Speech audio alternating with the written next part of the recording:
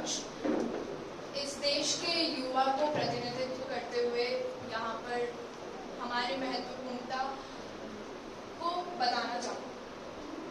सबको लगता है कि हम काफ़ी गैर जिम्मेदार हैं क्योंकि हमारे जीने का ढंग थोड़ा मस्ती भरा है, पर सच तो ये है कि हम आज हमारी युवा पीढ़ी वो सब कर पा रही है, करने की कोशिश कर रही है जो हमसे पहले की पुरानी पीढ़ियाँ सामाजिक पीढ़ियों में बनकर करने का सोच भी नहीं सकती थी या फिर उनको सिर्फ एक सपनों की तरह संजो सकती थी।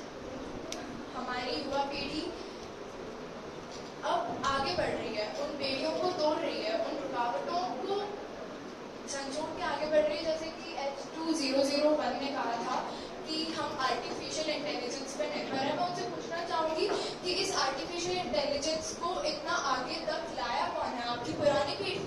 या आर्टिफिशियल इंटेलिजेंस इतनी आगे, इतनी विकसित हुई कैसे?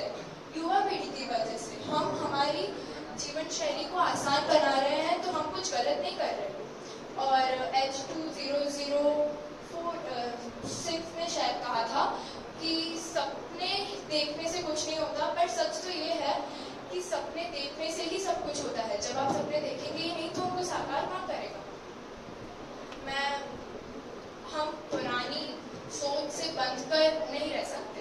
हम पुरानी पीढ़ी का, हमारे समाज का, हमारे धर्म का, हम सबका आदर करते हैं, पर हमें ये भी समझना चाहिए कि उनमें बनकर हम आगे नहीं जा पाएंगे। उनका आदर करते हुए उनकी गलतियों को भी सुधारना हमारा ही काम है। जैसे कि अभी आप सब जानते होंगे, राधिका यादव नाम की एक टेनिस क्लब चलाने वाली एक लड़की थी जिनको उनके ही पिता ने मार दिया, यह कहकर कि समाज मेरे पे थू करता है कि मैं अपनी बेटी के पैसों पे पल रहा हूँ।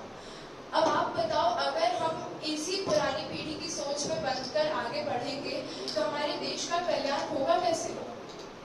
और भी बहुत से उदाहरण हैं, जैसे कि शेफाली वर्मा करके एक क्रिकेटर हैं जिनको हम सब जानते होंगे और हम सब उन पे बहुत ही गर्व भी करते हैं। पर क्या आपको पता है कि जब वो छोटी थी तो वो लड़का बन के क्रिकेट प्रैक्टिस करती थी, और लड़का बन के क्रिकेट प्रैक्टिस उनको इसलिए करनी पड़ती थी क्योंकि समाज लड़कियों को ना तो मौका देता था और ना उन्हें आगे बढ़ने का उत्सुक करता था। तो ये पुरानी पीढ़ियों की ही गलतियां हैं जिनको हम सुधार रहे हैं। हम उनके दिए गए पथ पर चलने को बिल्कुल मना नहीं कर रहे, पर उनकी गलतियों को सुधारना भी तो हमारा ही कर्तव्य है। धन्यवाद।